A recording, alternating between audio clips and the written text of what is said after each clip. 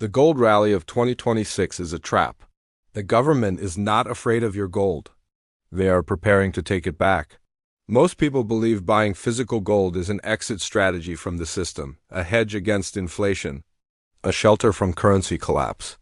The common wisdom says that when the dollar dies, gold becomes untouchable. That is the official narrative. But here is what they are not telling you. The system is not threatened by your gold purchases. The system is encouraging them. You see, they need you to convert your cash into a trackable, sizable, hard asset right now, so that when the banking system requires emergency collateral in late 2026, they know exactly where to find it. This is not speculation. The legal framework already exists. The historical precedent has been tested, and the mathematical catalyst that will force their hand is now less than 11 months away. Today, I'm breaking down the three-stage mechanism. Stage 1, the debt bomb that detonates in January 2026. Stage 2, the legal structure that turns your gold from property into collateral. And Stage 3, the historical blueprint they have already used once before. By the end of this autopsy, you will understand why the window to own what is truly yours is closing faster than the headlines suggest. A mandatory protocol before we open the file. This is not financial advice. I'm not a licensed advisor. The math follows a script, but your capital is your responsibility. Always conduct your own research.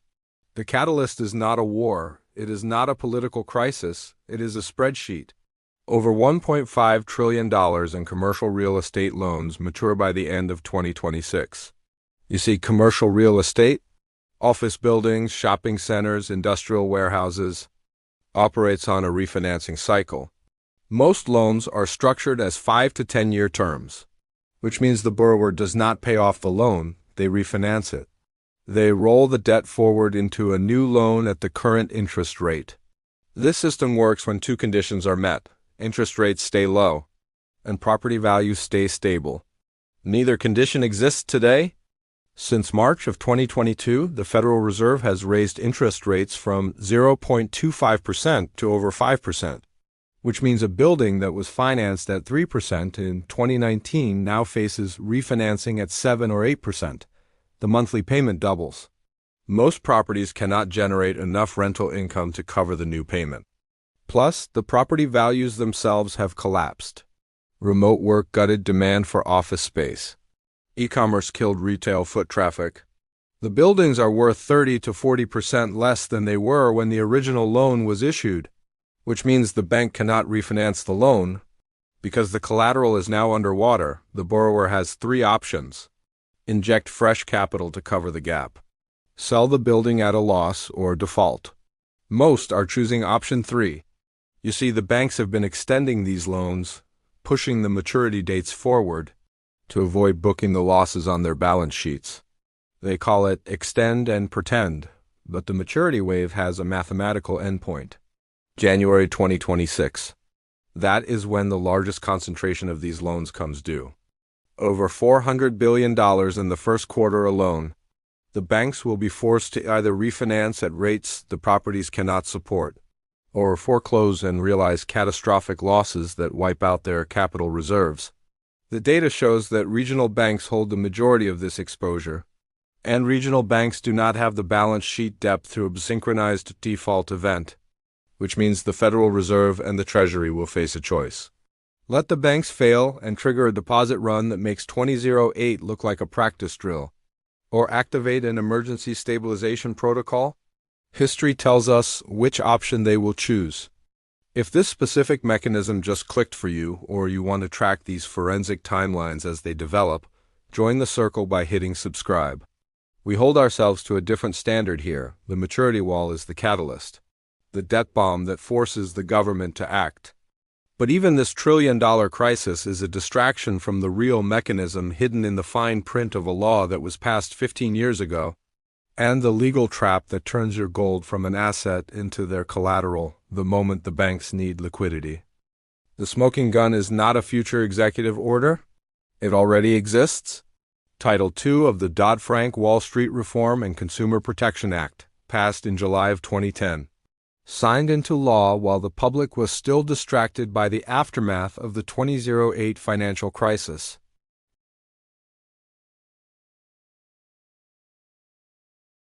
No more taxpayer money for too-big-to-fail banks. The system would be safer.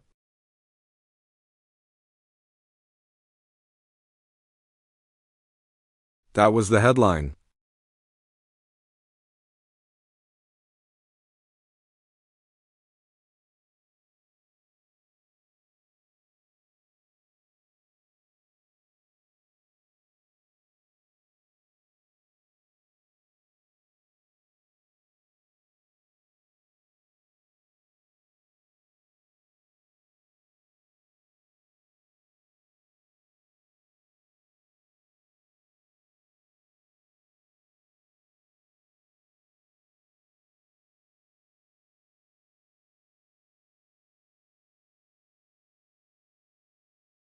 Let me explain what that means in practice.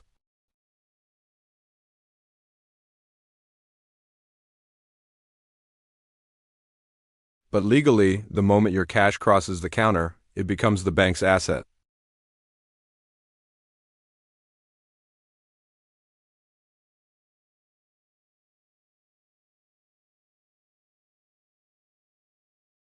Up to $250,000 per account.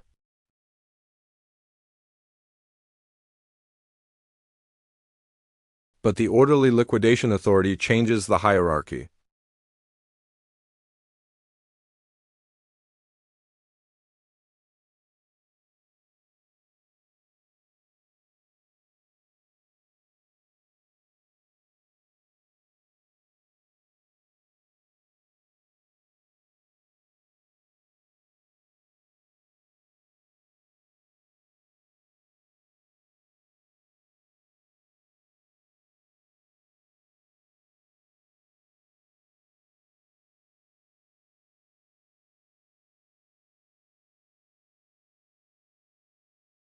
Which means they can prioritize certain depositors over others if they believe it serves financial stability.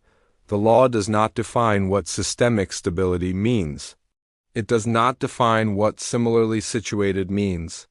The discretion is absolute.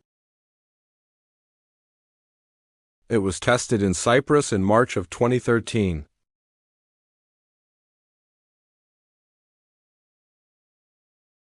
The European Central Bank and the International Monetary Fund refused to provide a bailout unless depositors shared the loss.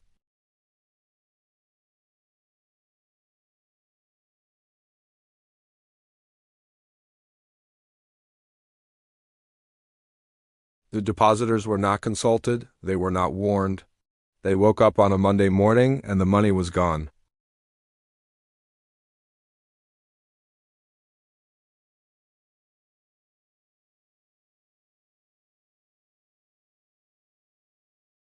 The test case worked, which means the infrastructure is now in place to execute the same mechanism in the United States the moment a systemically important institution requires emergency recapitalization. And in January 2026, when the commercial real estate maturity wall forces regional banks into insolvency, the FDIC will have the legal authority to convert your deposits into equity, or simply prioritize the claims of the government and other institutional creditors ahead of yours. But the mechanism does not stop at cash. Here is where the script accelerates.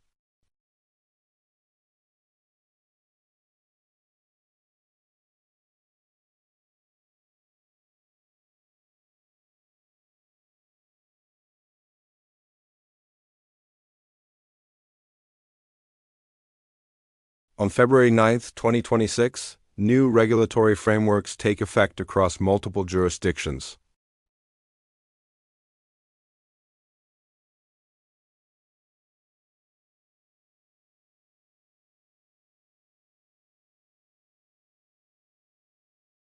One example. Decree 340, published in late 2025, classifies certain gold trading activities as subject to administrative penalties if conducted outside approved dealer networks.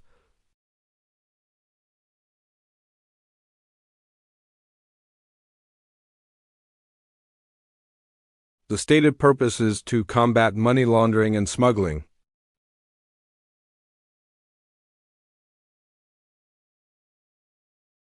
You see, the 2026 regulatory shift coincides with the rollout of digital asset tokenization platforms. These platforms allow physical commodities, including gold, to be represented as tokens on a blockchain or distributed ledger. The pitch is convenience. You can buy, sell, and trade gold instantly without the friction of physical delivery. Your gold is stored in a secure vault and you hold a digital certificate of ownership. The trap is control. Once your gold is tokenized, it is no longer in your possession. It is in a vault controlled by a custodian, and that custodian operates under the jurisdiction of the regulatory framework that takes effect on February 9th, which means the government does not need to go door-to-door confiscating gold bars. They simply need to issue an emergency order freezing tokenized gold accounts in the name of systemic stability. The legal precedent already exists under the Trading with the Enemy Act and the International Emergency Economic Powers Act. These laws grant the executive branch the authority to freeze, seize, or regulate any asset during a declared national emergency. And when the commercial real estate maturity wall triggers a banking crisis in January 2026, the declaration of a financial emergency becomes a mathematical certainty. Plus, the tracking is now frictionless. Every tokenized transaction is recorded. Every vault is registered. Every custodian reports to a regulatory authority. The system knows exactly how much gold you own, where it is stored, and which legal entity controls access to it. The moment the banks need collateral to shore up their balance sheets, your tokenized gold becomes the most liquid, trackable, sizable asset in the system. And if you hold physical gold outside the tokenized system, the February 9th regulations give authorities the administrative tools to penalize, confiscate, or restrict your ability to sell it at fair market value. The cage is closing from both sides. You see, this is not a conspiracy. This is a protocol. The legal framework is public. The regulatory timelines are published. The historical precedent has been tested in multiple jurisdictions. The math is no longer theoretical.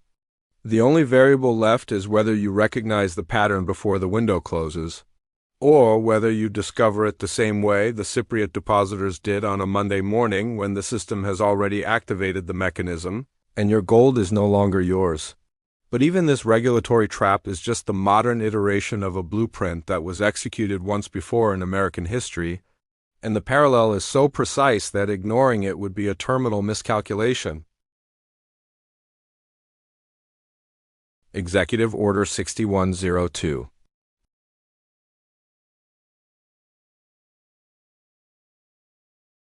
The order made it illegal for any American citizen to own gold bullion, gold coins, or gold certificates in amounts exceeding $100 in value. Hoarding gold became a federal crime, punishable by a $10,000 fine or 10 years in prison, or both.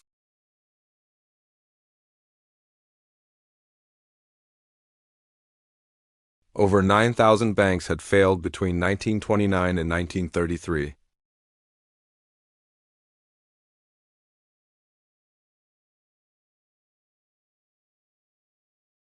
Roosevelt argued that gold hoarding was preventing economic recovery.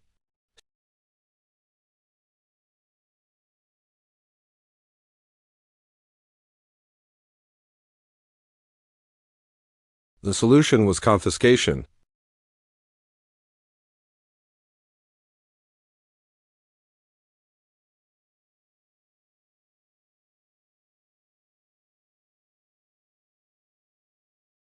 The penalty for non-compliance was prosecution.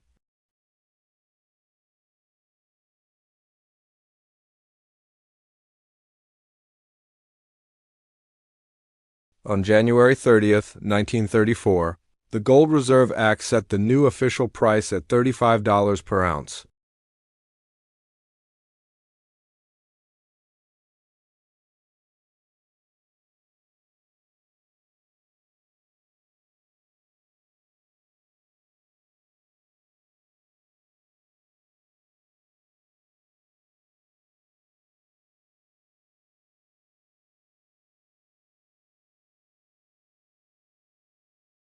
The gold became the collateral that backed an expansion of credit, which reliquefied the banking system.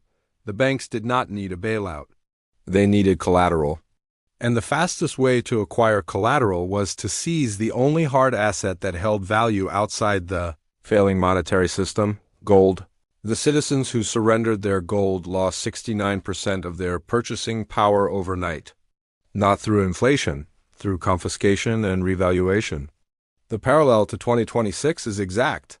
The commercial real estate maturity wall will drain bank capital reserves the same way the 1929 stock crash and subsequent bank runs drained reserves in the early 1930s.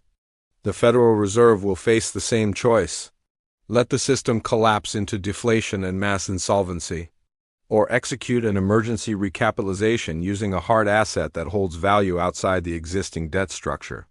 Plus, the 2026 iteration has a technological advantage that Roosevelt did not possess. Digital asset tokenization and centralized reporting frameworks allow the government to track gold ownership in real time. You see, in 1933, enforcement was limited.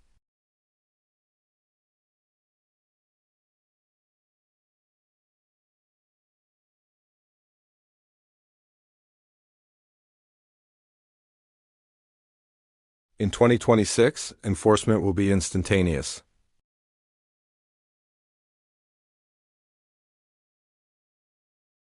Every custodial vault operates under federal oversight. The administrative penalties take effect on February 9th.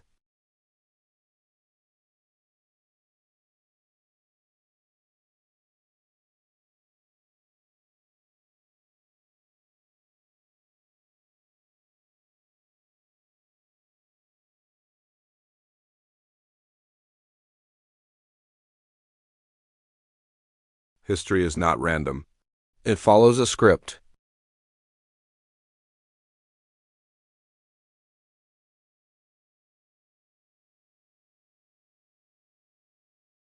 The Spanish Empire, the British Empire, the Soviet Union. Stage 1, monetary expansion to fund imperial overreach. Stage 2, asset bubbles fueled by cheap credit.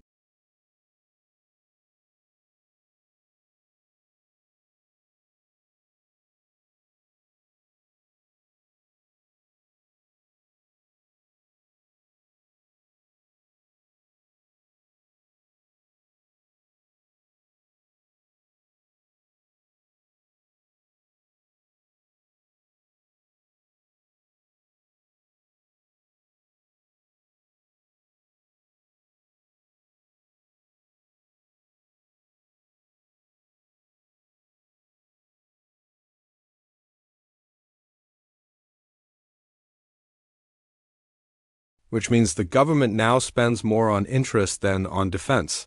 Plus, foreign central banks began reducing their holdings of U.S. Treasury securities.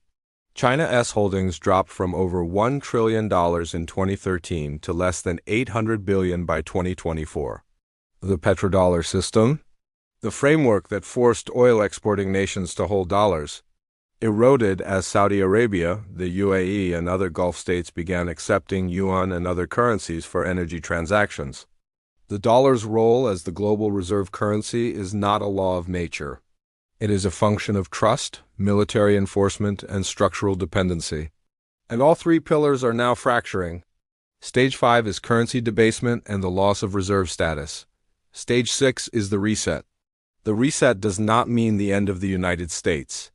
It means the end of the current monetary framework. The dollar will not disappear. It will be restructured. Most likely as a central bank digital currency backed by a revalued hard asset.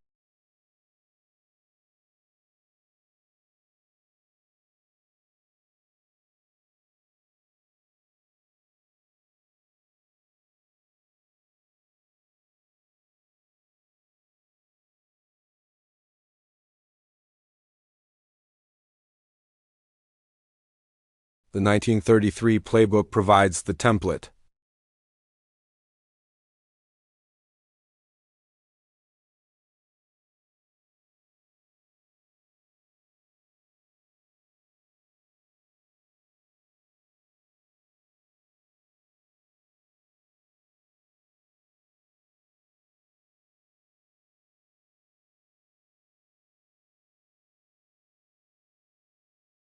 The February 9th regulatory frameworks provide the tracking and enforcement infrastructure for gold. And Executive Order 6102 provides the historical blueprint for emergency confiscation justified by systemic stability. It is a mathematical progression.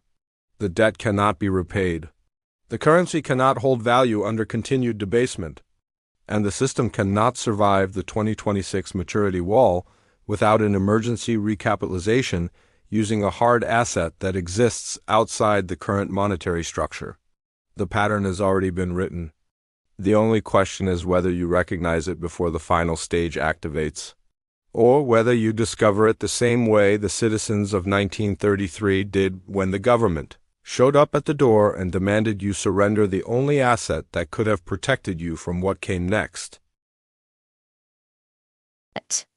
Most people will watch this data pass by and do nothing. They will assume the system is too big to change. They will assume their savings are protected. They will assume that history is something that happened to other countries in other centuries. And by the time they realize the pattern was always visible, the mechanism will have already activated. But if you refuse to be a victim of the script, if you recognize that the math does not care about exceptionalism or good intentions, then you understand that the forensic work does not stop here. The 2026 timeline is accelerating. The commercial real estate maturity wall. The regulatory frameworks that take effect on February 9th, the central bank digital currency pilots expanding across multiple jurisdictions. The tokenization infrastructure that turns physical assets into administrative targets. These are not isolated events. They are coordinated stages of a single protocol. If this mechanism just clicked for you, or you want to track these convergence points as they develop in real time, join the Forensic Circle by hitting subscribe. We do not speculate, we audit, and we refuse to accept the official narrative when the fine print tells a different story. The commercial real estate maturity wall will detonate in January 2026. The legal framework for the bail-in already exists under Title II of Dodd-Frank, the regulatory cage around gold titans on February 9th, and the historical blueprint from Executive Order 6102 has already proven that emergency confiscation is not theoretical, it is protocol. The math is no longer sustainable. History is a scripted loop, and by late 2026, the window to own what is truly yours will have closed forever.